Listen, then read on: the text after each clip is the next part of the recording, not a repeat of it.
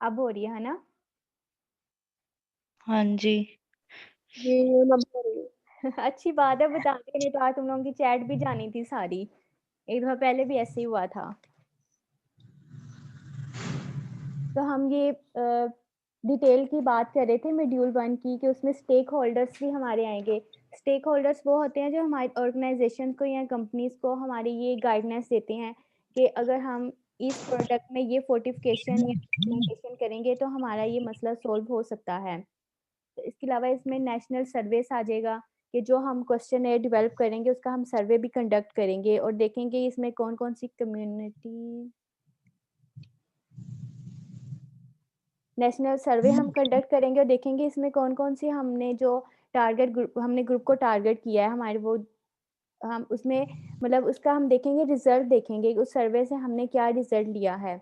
फिर and coordination mechanism इसमें हम कोऑर्डिनेशन देखेंगे कि हमारे जो ऑर्गनाइज़ेशन के दरमियान और हमारे पीपल्स के दरमियान जिनको हमने टारगेट ग्रुप किया था, इनके आपस में कोऑर्डिनेशन कितनी है। कि हम इनको जो हम इन्फॉर्मेशन दे रहे हैं, वो इनको प्रॉपर तरीके से ट्रांसलेट कर रहे हैं भी हैं कि नहीं? या हमने जो इनको इन्फॉर्मेशन दी है, इसको इम्प्लीमेंट कर रहे भी हैं कि नहीं? तो अगर वो उसको अप्लाई करेंगे अपनी डेली लाइफ़ में, तो फिर ही वो कोऑर्डिनेट होगा ना। तो ये सारा कोऑर्डिनेशन सिस्टम जो हम उसमें क्वेश्चनेयर में हम डालेंगे मॉड्यूल 1 में, तो वो उसमें हम ऐसे क्वेश्चंस डालेंगे कोऑर्डिनेशन में जिसमें हमें पता चल जाएगा कि हमने इसको पिछले सेशन में जो हमने इनको इन्फॉर्मेशन दी थी या हमने इनको जो भी गाइडेंस दी थी उस पर अमल कर भी रहे हैं या नहीं। तो ये सारा कोऑर्डिनेशन मैकेनिज़्म में आ जाएगा। नेक्स्ट है कंट्री में न्यूट्रिशन रिलेटेड प्रॉब्लम कि हमने उसमें एक ऐसा हम उसमें बॉक्स बनाएँगे जिसमें हम देखेंगे कि कंट्री में ऐसी कौन-सी न्यूट्रिशन प्रॉब्लम है जो चल रही है। ऐसी कौन-सी ज़्यादा प्रॉब्लम है जो एक ईस्ट रीजन में भी थी और वेस्ट रीजन में भी थी, वो सारी हम उसमें वो उसको एक डिटेल में लेकर जाएँगे।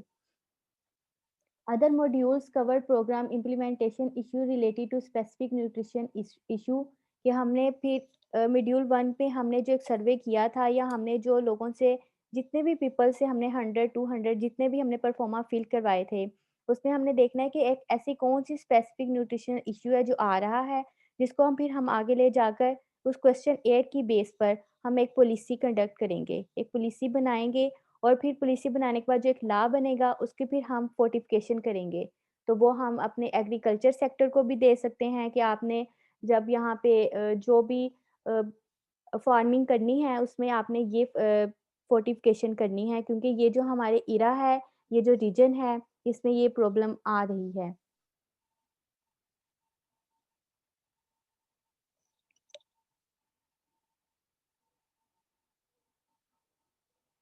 मॉड्यूल 2 यानी कि मॉड्यूल पार्ट 2 में आ जाएगा, क्वेश्चनेयर का जो पार्ट 2 है।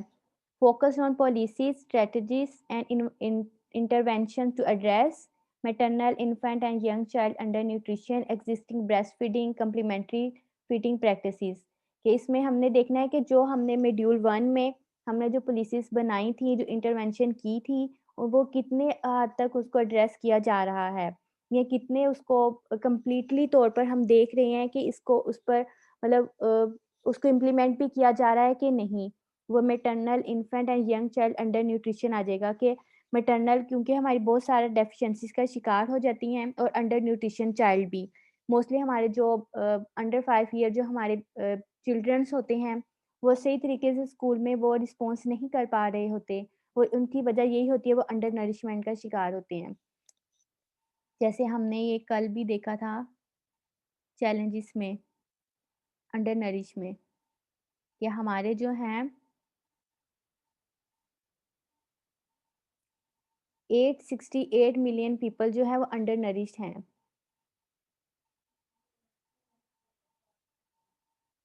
तो वही हमने देखना है कि हमने जो पॉलिसीज़ डेवलप की थी, वो हमारे अंडर नरिश्ड जो हमारे चिल्ड्रन्स हैं, उस पे उसने कितना इफ़ेक्ट किया है।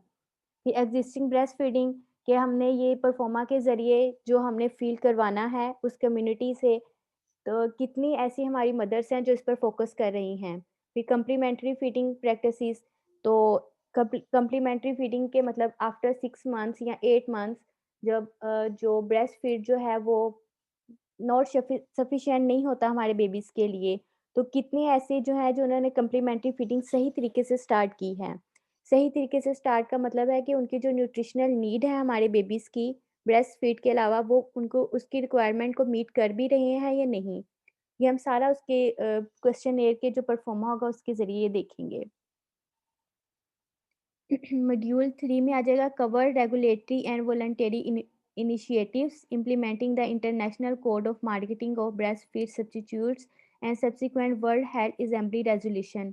इस पे भी हम देखेंगे कि क्योंकि हम अंडर नरिश हम पर ज़्यादा फोकस कर रहे हैं, जो पब्लिक हेल्थ हमारा सिस्टम है अंडर नरिश हमारे जो चिल्ड्रंस हैं, तो अगर वो हम प्री एज पर अभी वो छोटे ही हैं, अगर उनकी तभी से उनकी जो न्यूट्रिशन नीड है वो पूरी हो रही हैं, तो फिर वो अंडर नरिश कभी भी नहीं होंगे। या अगर वो स्कूल गोइंग चिल्ड्रन है हमारे 3 या 4 साल के जो हमारे चिल्ड्रन हैं, अगर वो सुबह उठ के स्कूल जाने से पहले नाश्ता नहीं कर रहे हैं, तो ज़ाहिर-सी बात है वो अब वहाँ पे जाकर अच्छी तरह परफ़ॉर्म भी नहीं कर पाएँगे। तो वहाँ पे जाकर परफ़ॉर्म नहीं करेंगे तो उनकी जो इंटेलेक्चुअल एबिलिटीज़ हैं वो कम हो जाएँगी। तो इसलिए हम वहीं पे देखेंगे कि हमारे अ, जो बहुत छोटे बच्चे होते हैं उनको हमने वहीं पे फ़ोकस करना है कि इनकी जो नीड्स हैं वो पूरी हो रही हैं कि नहीं, ये डब्ल्यूएचओ का मेन फ़ोकस है इस पर। शेड्यूल 4 है focus on school programs related to nutrition and health. School program में हमारे ये अगर हम बहुत सारे कंट्रीज़ की बात करें, जो इंटरनेशनल लेवल पर जो हैं उन्होंने स्कूल गोइंग जो चिल्ड्रन हैं उनके बहुत सारे प्रोग्राम बनाए होते हैं। यहाँ पे तो अभी ये इम्प्लीमेंट नहीं है, लेकिन अब अगर हम देखें तो उन्होंने एक पूरा स्केड्यूल सेट किया होता है जिसमें उनके स्टडी पीरियड के अलावा उनके जो फ्रूट पीरियड भी होता है कि अब इनका फ्रूट टाइम है तो अब बच्चों ने जो है ना इन्होंने अब फ्रूट खाना है। तो वो फ्रूट में अब बच्चों को एक्टिविटी के लिए कलर्स दे देते हैं कि आपने इस कलर का आज फ्रूट डे होगा तो आपने ये इस कलर का फ्रूट लेकर आना है। लाइक उनका इंटरेस्ट डेवलप करने के लिए। तो मेन मकसद उनका यही होता है कि उनकी न्यूट्रिशनल नीड को पूरा करना। जैसे अभी हमने डाइट प्लान भी काफ़ी बनाए होंगे उसमें इंटर्नशिप्स में, तो उसमें हम यही देखते हैं कि हमारे जो स्नैक टाइम होता है, एक मेजर मील और स्नैक टाइम के दरमियान हमारा 2 घंटे का डिफरेंस होता है, 2 आवर्स का। लेकिन अगर हम अपनी डेली लाइफ़ की तरफ देखें, इंक्लूडेड मी, कि हम 2-2 घंटे क्या हम तो 5-5, 6-6 घंटे भी ले जाते हैं। तो हम इतना गैप ले आते हैं अपने खाने के दौरान। तो मगर अगर हम इंटरनेशनल लेवल पर देखें उन्होंने बाकायदा तौर पर जो स्कूल प्रोग्राम बनाए होते हैं जिस पर वो फ़ोकस भी कर रहे होते हैं और इम्प्लीमेंट भी करवा रहे होते हैं। उन्होंने स्पेशल एक टाइम पीरियड बनाया होता है कि इसमें अब इनका फ्रूट टाइम है या इनका लंच टाइम है या इनका प्ले टाइम है, स्टडी के अलावा। तो इनका बनाने का मकसद यही है स्कूल प्रोग्राम का कि बच्चों की जो हेल्थ है उस पर, उनकी न्यूट्रिशनल नीड है उनको वो मीट करने के लिए उनकी रिक्वायरमेंट्स को, तो यही उनका सारा मकसद है।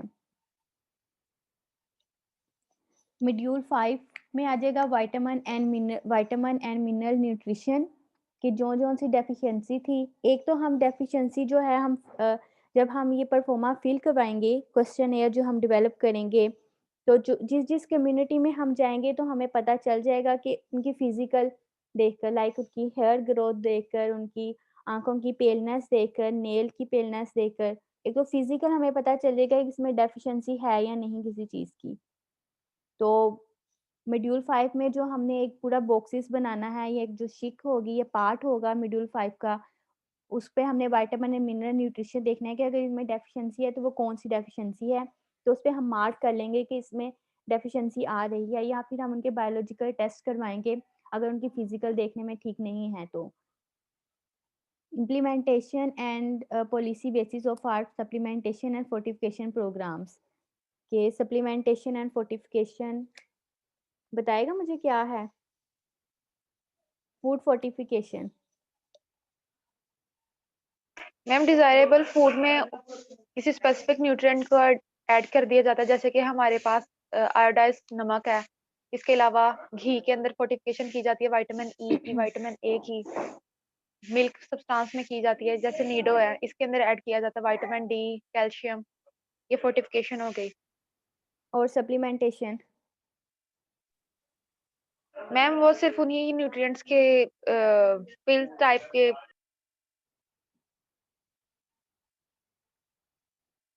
हाँ जी, कंटिन्यू करें। ठीक बता रही थी आप, फूड फोर्टिफिकेशन और सप्लीमेंटेशन दोनों का जो एम है और जो दोनों का मकसद है वो है कि reduce the dietary deficiency in population. इनकी जो मेन मकसद जो है, जो एम है, वो इनका यही है कि हमारी जो पॉपुलेशन में जो डेफिशिएंसीज़ आ रही हैं, सबसे पहले हमने उनको हाइलाइट करना है कि ये डेफिशिएंसी है। फिर हम उनकी फोर्टिफिकेशन करेंगे और सप्लीमेंटेशन भी करेंगे। सप्लीमेंटेशन हम किस फॉर्म में कर सकते हैं? हम supplementation in form of pills, capsules and syrup. तो वही हमारा एम होगा to improve the nutritional health. तो ये बेसिकली हमारा सब्जेक्ट पब्लिक हेल्थ ही है, तो इसमें हम पब्लिक हेल्थ की ही बार-बार बात करेंगे कि हमारा जो मेन मकसद होगा हमारी कम्युनिटी की, हमारी एनवायरनमेंट में जो-जो भी टारगेट ग्रुप हैं, उनकी हमने जो न्यूट्रिशनल हेल्थ है उसको हमने अ, बेहतर करना है। मॉड्यूल 6 में आ जाएगा scale of implementation and policy basis of our obesity, कि जो भी हम इम्प्लीमेंटेशन कर रहे हैं या पॉलिसी कर रहे हैं, हमने उसमें ओबेसिटी को भी देखना है क्योंकि ओबेसिटी हमारी मेन काज़ होती है। जैसे हमने इसी लास्ट लेक्चर में भी पढ़ा था कि कार्डियोवास्कुलर डिजीज़ेज़ की भी जो मेन रीज़न होती है, चाहे वो हाइपरटेंशन हो, चाहे वो हमारी डायबिटीज़ हो या कार्डियोवास्कुलर डिजीज़ेज़ हों, तो उनकी जो बेसिस है वो हमारी ओबेसिटी ही होगी।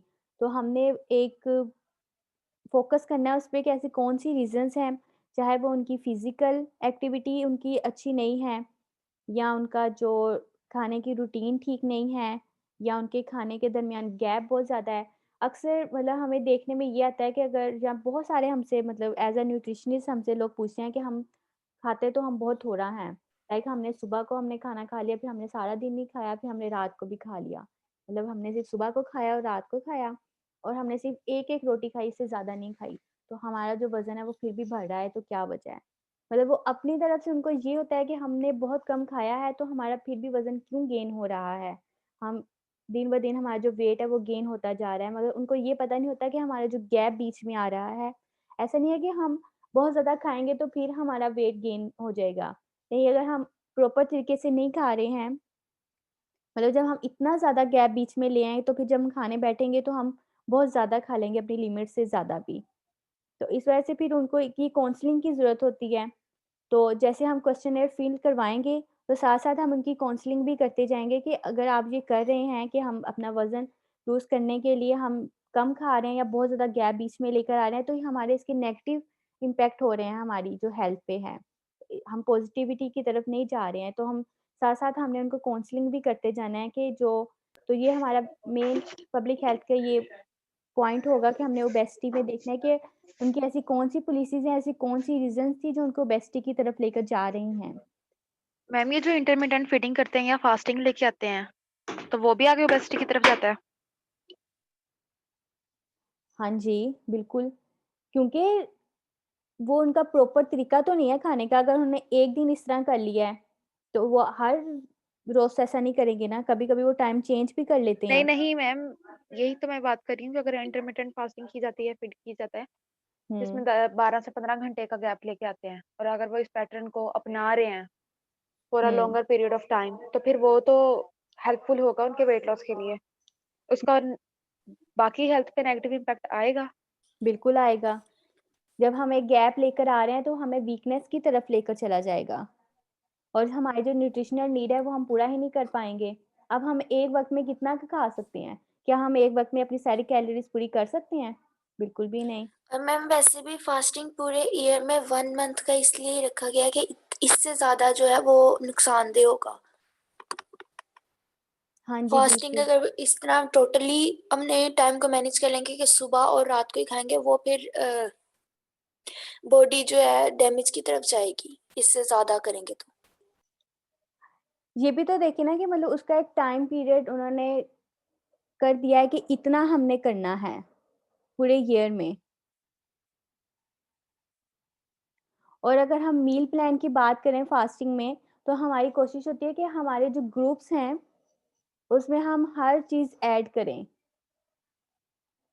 लेकिन अब वही बात आ गई ना फास्टिंग में जो अभी इन्होंने कहा कि इतने आवर्स का हमारा डिफरेंस हो जाता है, तो हम फास्टिंग में ये भी हम रिकमेंड करते हैं उनको कि आपकी वो चाहे वो सुबह का टाइम हो या इफ्तारी का शाम को हो, तो हमारे जो फूड ग्रुप्स हैं वो सारे उसमें इंक्लूड हों। फूड ग्रुप्स हमारे जो बेसिक हैं, fruit and vegetables, meat, dairy, carbs, जो हमारे 5 फूड ग्रुप्स हैं, वो उसमें हम कुछ ना कुछ इंक्लूड करें।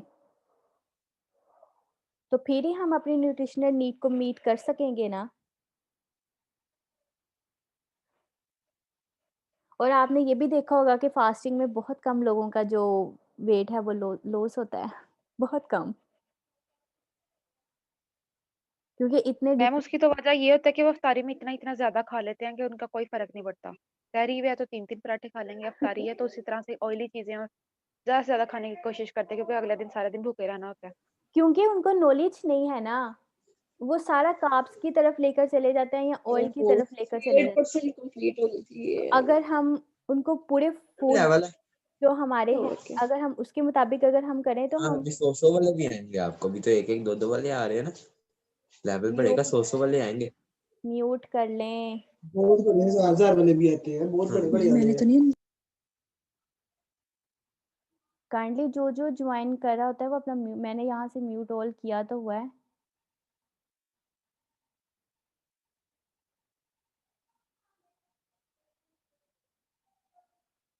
हाँ जी, हम वही बात कर रहे थे कि फास्टिंग में उनको हमारे जो पीपल्स हैं उनको इतनी इन्फॉर्मेशन नहीं होती है कि वो कार्ब्स की तरफ चले जाते हैं कि हमने सारा दिन भूखे रहना है तो हम खा लेंगे तो हमें भूख नहीं लगेगी।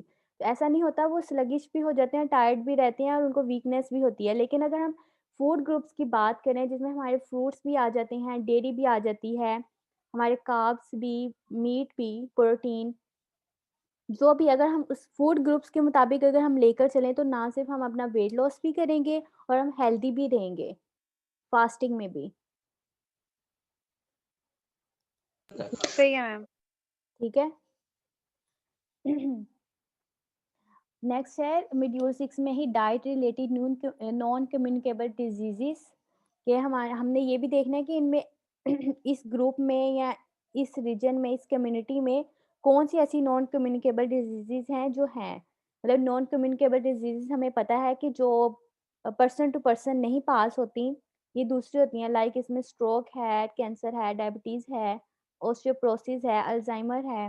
लेकिन अगर हम कम्युनिकेबल डिजीजेस की बात करें तो वो passes from person to person और पर्सन टू एनिमल्स होती हैं।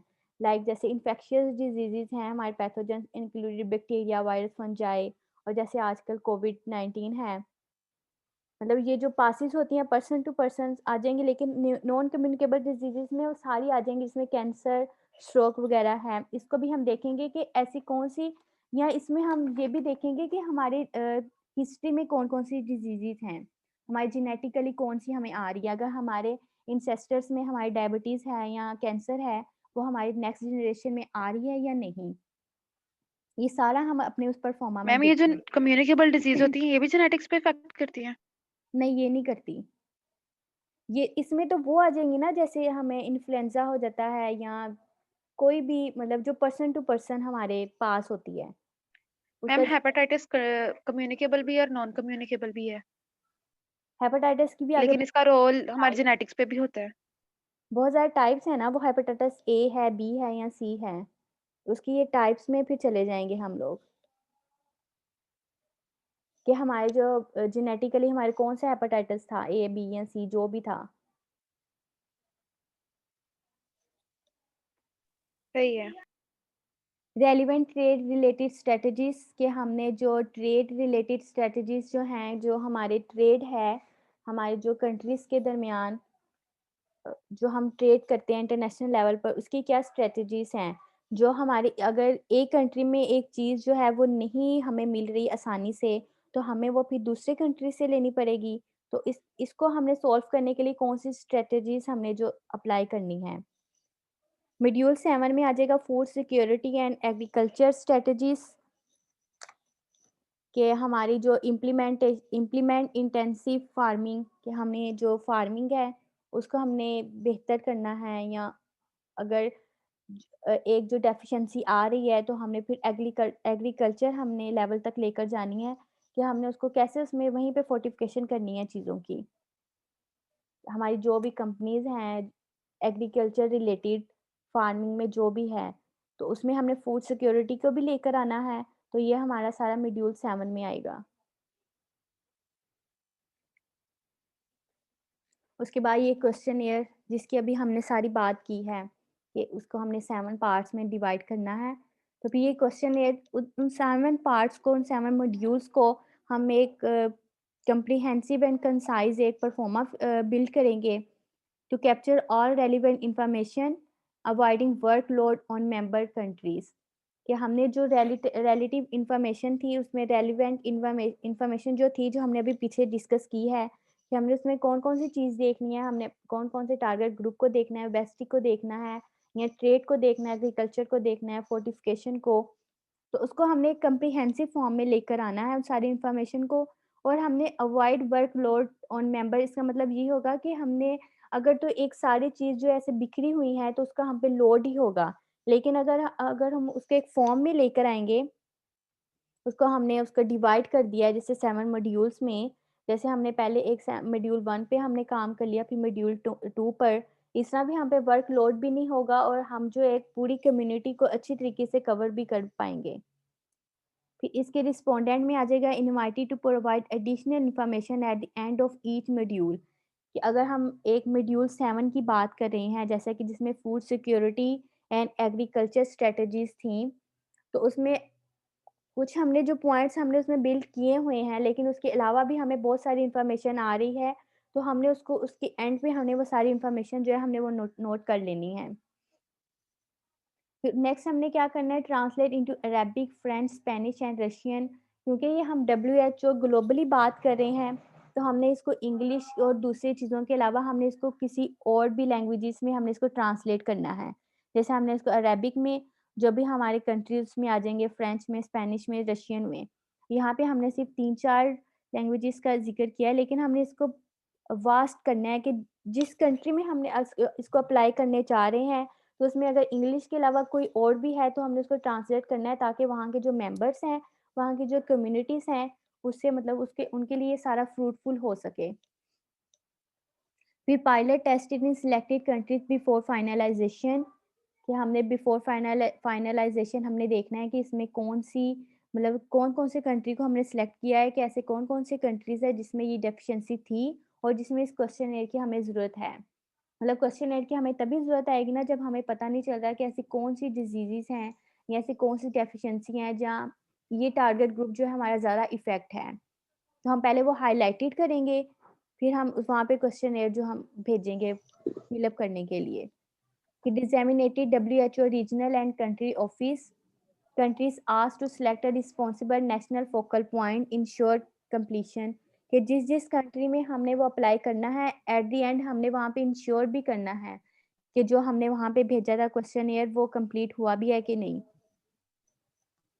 Each module or section within a module completed by the person responsible for the relevant issues and program। कि वहाँ पे जो भी इशू था और जो भी हम प्रोग्राम इम्प्लीमेंट कर रहे हैं वो वहाँ उसके वो रिस्पॉन्सिबल होंगे। Requested to facilitate follow up and the verification of the information. कि हमने वहाँ पे जो भी इंफॉर्मेशन थी या जो भी हम वहाँ पे डिलीवरी कर रहे हैं किसी भी चीज़ की सप्लीमेंटेशन की फॉर्म में, फिर हमने उसका फॉलो अप भी लेना है और हमने वेरिफिकेशन करनी है कि वो वहाँ पे इसकी नीड थी भी कि नहीं। जो सारी इंफॉर्मेशन थी वो हमने अपने पास नोट कर लेनी है एट द एंड, मतलब परफॉर्मा के एंड पे।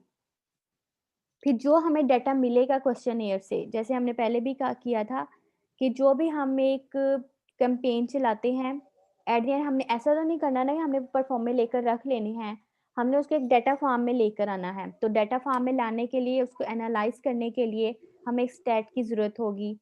तो स्टैट में ये डिफरेंट किस्म के सॉफ्टवेयर्स होते हैं, जिसमें एक्सेल है, SPSS है, ASSESS डेटाबेसेस है। तो नीचे इनको elaborate भी किया गया है कि ACCESS में आ जाएगा advance computer control essential service software, और SPSS का मीन है statistical packages for social sciences. ये नीचे शो हो रहा है ना आपको? Yes ma'am. मैंने यहाँ पे लिख दिया था, मैं क्या ऐसे मैं बोलूँगी तो मुझे यकीन नहीं है कि आप लोग कॉपी पेंसिल भी लेकर बैठते हैं, तो इसलिए ये नीचे मैंने लिख दिया था। एंड एक्सेल जो हम मोस्टली यूज़ करते हैं अपने किसी भी डाटा को एक शीट फॉर्म में लाने के लिए।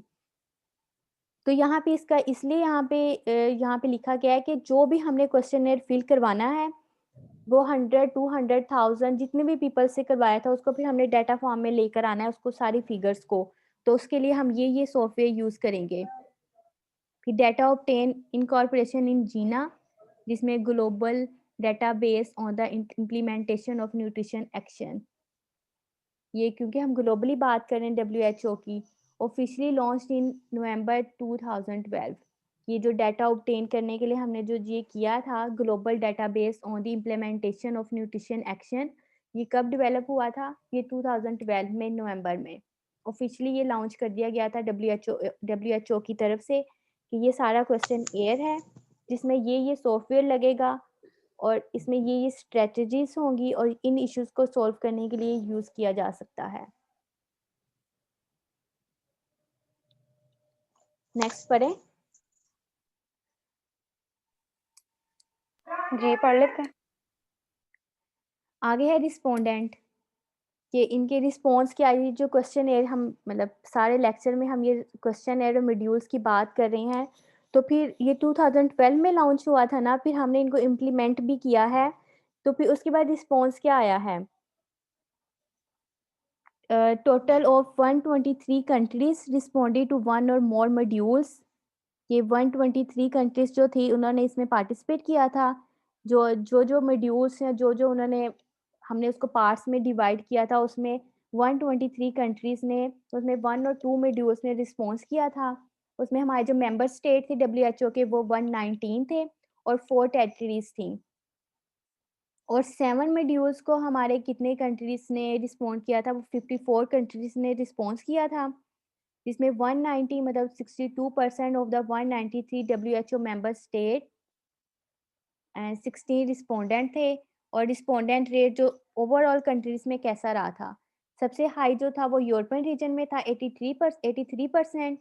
उसके बाद साउथ ईस्ट एशिया रीजन में 73% रिस्पॉन्स रहा था इस क्वेश्चन एयर का, मतलब जो उन्होंने इम्प्लीमेंट किया था और कितना वहाँ पे ये इफेक्टिव रहा था, ये हम उसकी बात कर रहे हैं।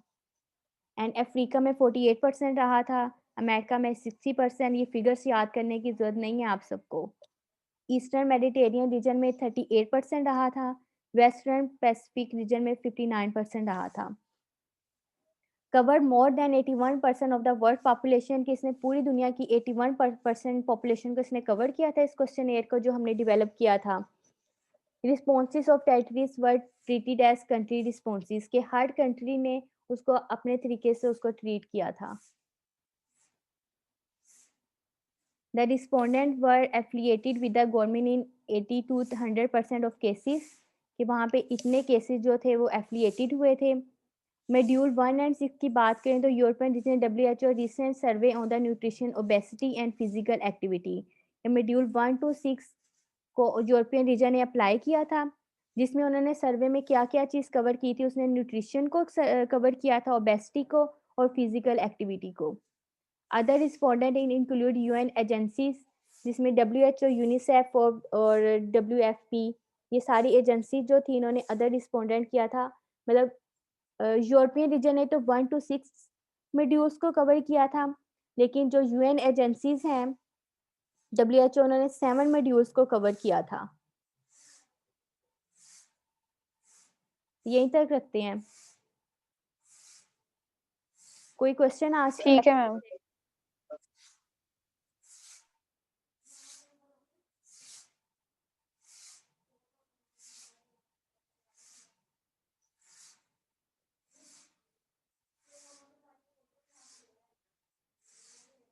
अटेंडेंस लगा दिया सबने? ये रिकॉर्डिंग लेट स्टार्ट हुई थी, इसलिए सारे मेक श्योर कर लें कि सबकी अटेंडेंस हो गई है।